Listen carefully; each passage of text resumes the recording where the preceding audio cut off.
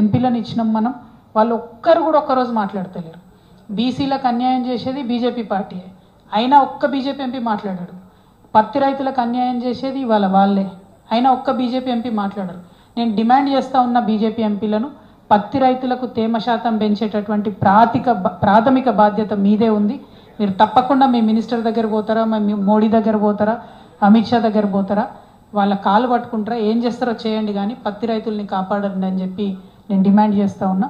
ఒక పక్క ఆపరేషన్ కగారు పేరుతో తెలంగాణ బిడ్డల రక్తం దాగుతున్నారు, ఇంకొక పక్క పత్తి రైతుల పట్ల మీ యొక్క కేర్లెస్నెస్తోని ఈ పరిస్థితి తీసుకొస్తున్నారు. కాబట్టి భారతీయ జనతా పార్టీ బాధ్యత తీసుకోవాలి, తెలంగాణ ప్రజల బాగోగుల్లో భాగం పంచుకోవాలని చెప్పి నేను డిమాండ్ చేస్తూ ఉన్నా.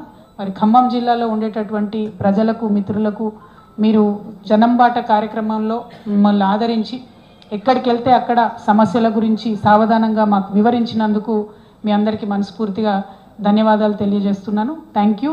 జై తెలంగాణ, జై Telangana. Thank you.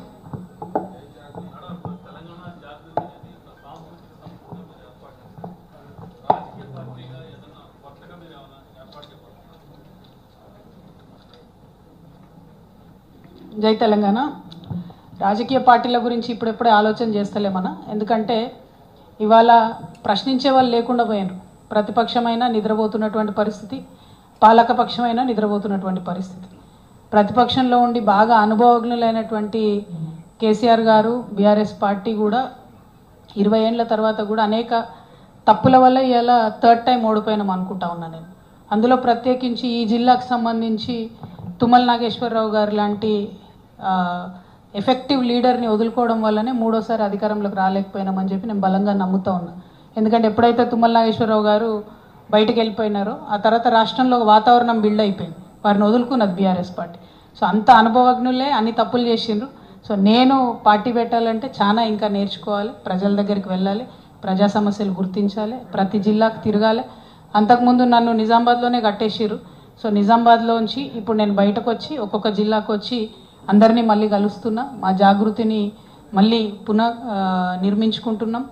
Jagruthi cadre నిర్మించుకోవడంతో పాటు నేను అక్కడ ఆయా జిల్లాల్లో స్థానికంగా ఉండేటటువంటి సమస్యల మీద అండర్స్టాండింగ్ తెచ్చుకుంటాను. నేను పార్టీ అనేది పెట్టినప్పుడు ఖచ్చితంగా అది ప్రజల పక్షాన, ప్రజలకు ఒక వజ్రాయుధం లాంటి పార్టీని నిర్మించే ఆలోచనలో ఉన్నాను తప్పితే ఏదో పార్టీ పెట్టుకున్నామా, ఒక దాంట్లో పోటీ చేసినామా, తెల్లారి మాయమైపోయినామా, రేపు పొద్దున ఇంకోటి మాట్లాడినామా అన్నది కాకుండా ఒక స్టాండర్డ్ ఆల్టర్నేటివ్ పాలిటిక్స్ ఈ రాష్ట్రంలో నిర్మించాలి. అది పార్టీ పెడితేనే ఉండదు, పార్టీ పెట్టకుండా కూడా బోల్డంత రాజకీయాలు